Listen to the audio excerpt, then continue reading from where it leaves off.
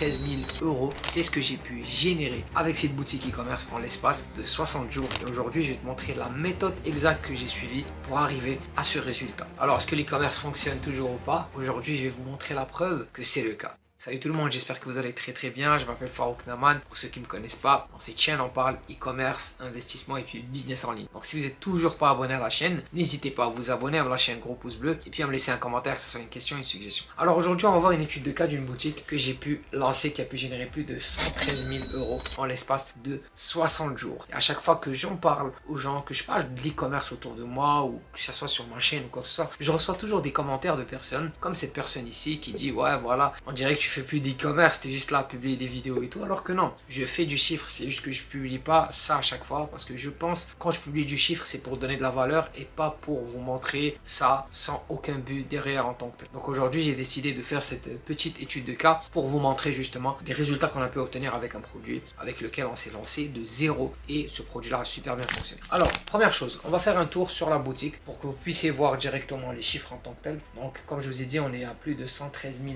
euros avec cette boutique là en l'espace de 2 mois. C'est un produit qu'on a lancé durant l'été passé et on utilise le même process pour lancer des produits à chaque fois. On a pu lancer des dizaines de produits qui ont super bien fonctionné de la même manière. Donc vous allez voir ici qu'on a commencé très petit puis qu'on a pu augmenter. Ou qu'on a pu scaler avec ce produit là, c'est 4K à peu près.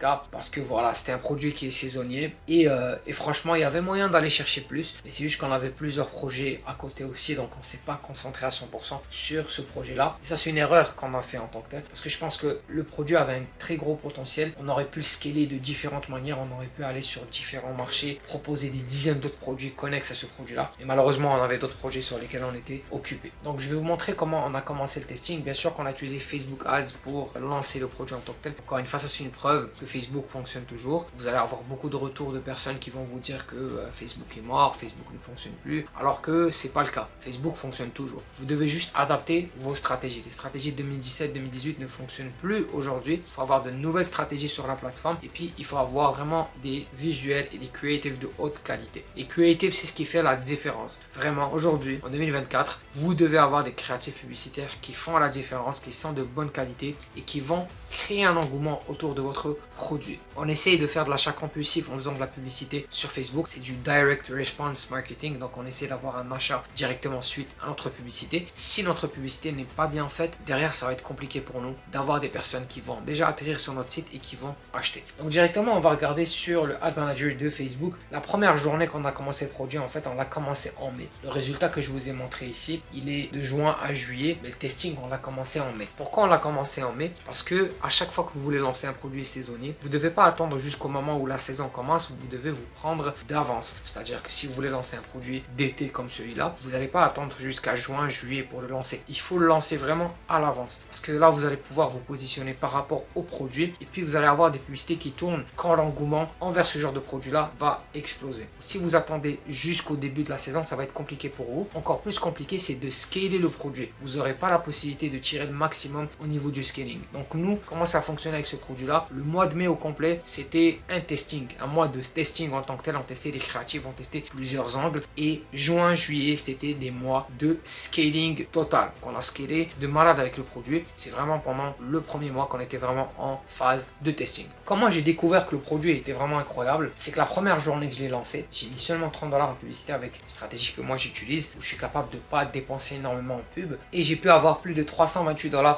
de vente. Donc on est sur un ROAS de 10. Et je tiens à vous dire un truc, c'est que ça arrive très peu souvent. Avec un produit que vous lancez et que vous avez un retour sur investissement comme ça la première journée, ça arrive très rarement. C'est très rare que vous allez avoir des résultats comme ça. Donc prenez pas ça comme une norme quand vous lancez un testing. Dites-vous pas, ah j'ai vu Farouk qu'il a fait 10 de ROAS la première journée, je vais faire la même chose, si je le fais pas le produit est mauvais. Non, loin d'être le cas. Mais quand j'ai lancé le produit et qu'il a super bien pris comme ça, je me suis dit, tu sais quoi, le produit il est vraiment intéressant. Parce que si je génère autant première journée avec le produit en tant que tel, c'est qu'il est super intéressant. Donc derrière, non seulement au niveau des ventes, c'était bien, donc j'avais un coût par achat de même pas 5 $, ce qui est très rare sur Facebook d'avoir un coût par achat de même pas 5 $, c'est vraiment très bas. Et derrière, au niveau du coût par ajout panier, en fait, il y avait presque pas de différence entre les deux. Ok, il y avait vraiment presque pas de différence. C'est exactement identique. Donc toutes les personnes qui ont ajouté au panier, ils ont acheté en tant que tel. Donc ça, vraiment, c'était une journée incroyable où la conversion était super élevée. Derrière, le CPM était très bas, donc j'étais même pas à 6 $,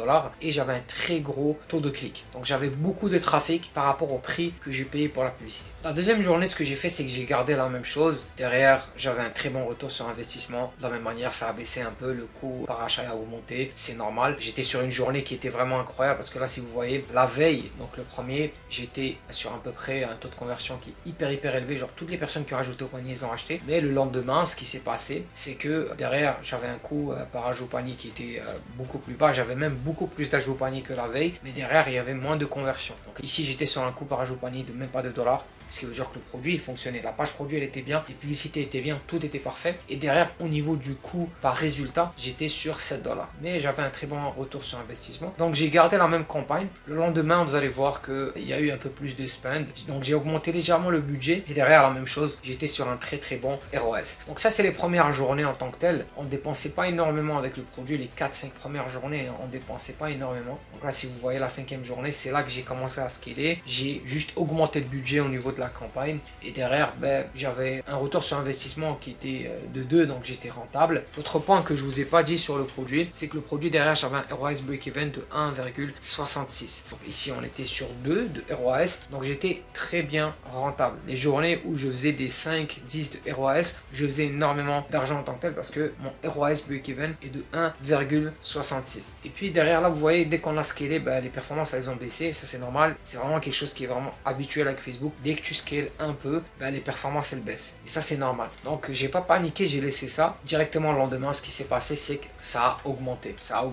ça s'est stabilisé, et j'ai généré plus de chiffre d'affaires. Ce que j'ai essayé de faire la 6e journée, c'est que j'ai essayé de lancer une autre campagne, mais c'était pas un succès. Donc j'ai coupé ça assez rapidement parce que j'ai vu que les performances elles étaient pas hyper bien, donc j'ai coupé ça. Et le lendemain, ce qui s'est passé, vous allez voir, j'ai relancé les deux campagnes, et c'est là que voilà, j'ai vu que le produit était super bien, il était super intéressant et super prometteur. Parce que pour que tu passes de 0 à peu près 500 $ de vente, sur la boutique je suis en euros, mais sur le compte je suis sur un compte en dollars, mais on était à peu près à 400 € de vente au bout de 7 jours. C'était vraiment intéressant, c'est vraiment intéressant. Vous allez voir que beaucoup de personnes vont vous dire ouais, il passe de 0 à 1 KD en l'espace de 4-5 jours, 6 jours. C'est pas la norme, c'est pas la norme. On a des produits avec lesquels on est capable d'arriver à ce genre de résultats assez rapidement, mais c'est pas une norme en tant que telle. Vous devez pas prendre ça comme une règle, et c'est ça que j'ai du mal avec le YouTube Game, c'est que souvent on va vous mettre énormément de chiffres, et puis vous allez vous baser par rapport à ces chiffres là quand vous allez lancer vos testings. Donc si tu vois l'étude de cas d'aujourd'hui, donc là tu vois, je te montre, j'ai fait 4 ROAS ici. Toi demain, si tu lances le testing et que tu fais pas ce genre de chiffres, tu vas te dire mais ça marche pas. Mais je te l'ai dit plus tôt dans la vidéo, ce genre de résultats ils sont pas habituels, vous n'allez pas avoir ce genre de résultats à chaque fois. Donc là, si tu veux, la première moitié de mai, c'était vraiment du testing en tant que tel. On était sur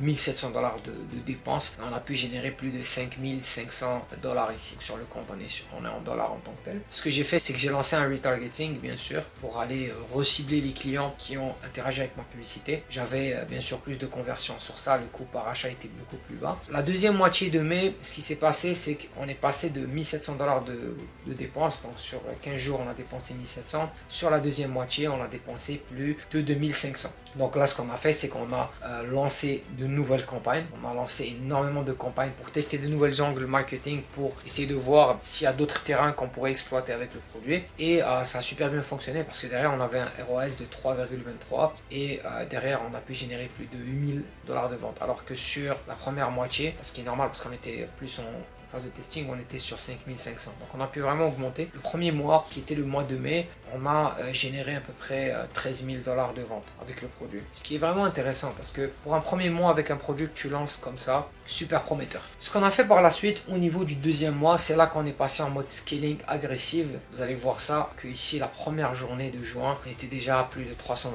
$ de dépenses journalières. Et si on va ici sur le 1er juin, si on regarde, on était vers 900 € de vente. Donc on était vraiment très rentable avec le produit. On était très rentable. Malheureusement, ça traquait pas toutes les ventes ici. On avait un petit problème de tracking. Ça traquait pas tout, mais on était très rentable avec le produit. Donc on était déjà proche du 1K day au bout de un mois en tant que tel, ce qui était vraiment bien. Donc là, directement, la première moitié de juin, si on regarde ici, c'était en mode scaling agressif. Scaling agressif, on a dépensé 5 900 $. Il y a certains produits où je dépense énormément plus que ça là, pour être honnête. Tu vois, quand je dis scaling agressif, il y a des produits en double, en triple budget rapidement. Mais sur ce produit, on est quand même allé assez rapidement parce qu'on avait un problème, c'est que derrière c'était un produit saisonnier, c'était pas un produit evergreen. Donc c'était pas un produit qu'on pouvait tourner pendant toute l'année, qu'on pouvait être patient avec, on pouvait pas. Il fallait vraiment aller rapidement avec le produit, sinon on allait manquer la saison. Donc là, la première moitié de juin, de la même manière, on a gardé les mêmes campagnes et ce qu'on a fait de nouveau, c'est qu'on a lancé un nouveau produit. On a trouvé un produit qui était vraiment super intéressant, qui était complémentaire à celui-là, qui pouvait très bien se vendre avec. Et puis on a décidé de le lancer et tester comment ça se passe. Ça a bien fonctionné. Ça a bien fonctionné parce que si vous regardez ici, on était sur 2,61 de ROI sur ce nouveau produit, ce qui était vraiment bien parce que derrière, en fait, c'est un produit qui complémentait l'autre produit. Sur la deuxième moitié de juin, si on regarde ici, on était à peu près à 13 000. Donc là, on a plus que doublé le budget pour justement profiter de la saison parce que comme je vous ai dit, on ne pouvait pas se permettre d'aller lentement avec le produit. Et si vous voyez sur le mois de juin, on a pu générer plus de 50 000 € de vente avec. Tu vois, à partir du 15 ici où on était à 1400, on a pu scaler directement à 3000 et après ça s'est stabilisé autour de 2000-2500. Donc on a pu aller rapidement avec le produit parce que il était super intéressant. Et juste pour info, avant d'aller plus loin, j'ai un lien pour vous si vous voulez créer une boutique Shopify. Vous pouvez utiliser mon lien, vous allez avoir Shopify pour $1 par mois, plus vous allez avoir plusieurs autres avantages que moi j'ai pu négocier personnellement avec Shopify, avec des applications Shopify. Donc si vous passez par le lien, vous allez avoir non seulement le $1 par mois de Shopify, mais vous allez avoir également accès à plusieurs autres applications avec des rabais. Et ça peut vous sauver des centaines, mais des centaines de dollars en dépenses. Donc vous allez trouver le lien en bas, vous allez pouvoir utiliser ça. Donc on continue sur le premier mois. Donc sur le mois de juin, comme je vous ai dit, on était à 53 000 € de chiffre d'affaires et on était très rentable. Ça c'est vraiment important. On ne génère pas du chiffre d'affaires pour nous faire plaisir là. On cherche une rentabilité aussi. Donc on était très rentable par rapport au produit. On a pu, ici on a dépensé 19 000 $. On a pu générer plus de 53 000 €. Donc on était vraiment très rentable. Encore une fois, je vous rappelle que le produit, on avait break-even ROS de 1,66 à peu près. Donc on était vraiment très rentable par rapport au produit. Ce qui est bien aussi, c'est que derrière nos produits, on le vendait à 29 € et ici on était capable d'avoir un panier moyen qui était plus élevé, notamment en lançant le nouveau produit qu'on a décidé de lancer et puis aussi en ayant des optimisations au niveau des cross-sell, des upsells et au niveau du panier aussi. Donc ça c'était super intéressant. Sur le deuxième mois, on a pu scaler de la même manière. Sur le deuxième mois, on était sur 59 000 €. Donc on a pu avoir un peu les mêmes performances, on a scalé un peu légèrement parce que là on se dirigeait vers la fin de la saison en tant que telle. Et comme je vous ai dit, le plus gros problème avec ce projet, avec cette boutique, c'est qu'on était concentré sur d'autres boutiques. Malheureusement, on aurait pu vraiment bien développer cette boutique là et même la transformer en une boutique evergreen parce que oui, les produits qu'on a lancés, ils étaient saisonniers, mais la boutique en tant que telle pouvait devenir evergreen parce que la niche, il y avait des produits dans cette niche là qui pouvaient être evergreen, donc on pouvait garder pendant toute l'année. Malheureusement, on n'a pas fait ça. Donc là, si on regarde sur le mois de juillet, qu'est-ce qu'on a ajouté de plus? Vous allez voir qu'on a ajouté des lookalike. Ce qu'on a fait, c'est qu'on a essayé de tester des lookalike.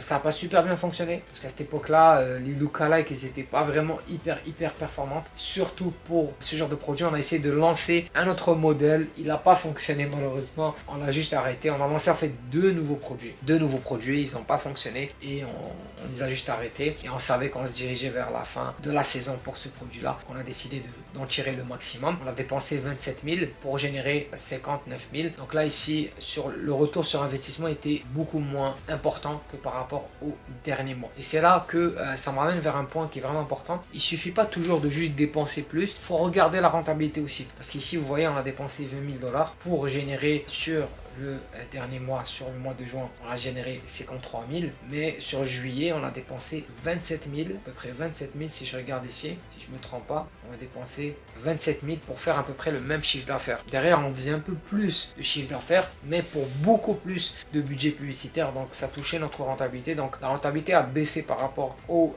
mois de juin, mais derrière, on avait quand même du profit. Donc ce produit-là, je savais que j'allais lancer à cette époque-là, je savais que j'allais lancer à cette période, parce que je connais je connais aujourd'hui avec l'expérience que j'ai, je sais c'est quoi les produits qui fonctionnent, je sais quand les lancer et je sais à quel prix les mettre en vente également. Comment j'ai réussi à trouver ce produit-là? C'est tout simplement en utilisant Minea, qui est pour moi l'outil numéro 1 de recherche de produits aujourd'hui. Et si vous voulez l'utiliser de la même manière, j'ai un code rabais, vous pouvez l'utiliser pendant vos 3 premiers mois avec 20% de rabais. Donc ce que j'ai fait, c'est que j'ai regardé sur Minea pendant la dernière année, pendant cette période, donc de juin, juillet, août, c'est quoi les produits qui fonctionnaient très bien. Et j'ai vu que ce produit-là a super bien fonctionné pendant l'année d'avant, donc en 2022. Donc je l'ai pris en note et je me suis mis un rappel que j'allais le lancer en fait au début de l'été. C'est pour ça que je l'ai lancé en mai, j'ai pas attendu jusqu'à juin, parce que en juin, juillet, on est en scaling, on n'est pas en testing pour ce type de produit. Donc j'ai lancé directement, puis il a super bien fonctionné. Et toutes ces stratégies, je les enseigne dans mon programme d'accompagnement, dans ma formation sur l'e-commerce. En gros, j'ai un programme qui s'appelle Ecom Freedom Mentoring, qui est un programme complet de coaching et de formation. Le but en fait, c'était de créer une boutique Shopify rentable, de partir de zéro en e-commerce. C'est un mix de formation et de coaching. Donc on a des suivis, on a des coachings sur Zoom, puis on a aussi la formation également. Je montre toutes les stratégies que j'utilise aujourd'hui, donc toutes les stratégies que j'ai utilisées pour trouver ce produit-là et pour le scaler à plus de 100 000 euros en 2 mois. Je te montre exactement comment tu peux utiliser ces mêmes stratégies. La formation, elle contient les dernières nouveautés dans le monde du e-commerce. Je te montre aussi les dernières stratégies qui fonctionnent sur Facebook Ads. Et puis on a aussi le côté coaching sur Zoom où on t'accompagne pour toi aussi tu puisses trouver des produits. De la même manière, on te montre aussi des produits, puis on te montre comment tu peux scaler ces produits-là, c'est quoi les stratégies à mettre en place. Donc si tu veux rejoindre le programme, c'est simple. On a une promotion actuellement qui est là. Pouvoir cliquer en bas et tu vas pouvoir directement accéder à la promotion. Attention, la promo est de durée limitée parce que bien sûr, la valeur qu'on donne derrière dans le programme est vraiment hyper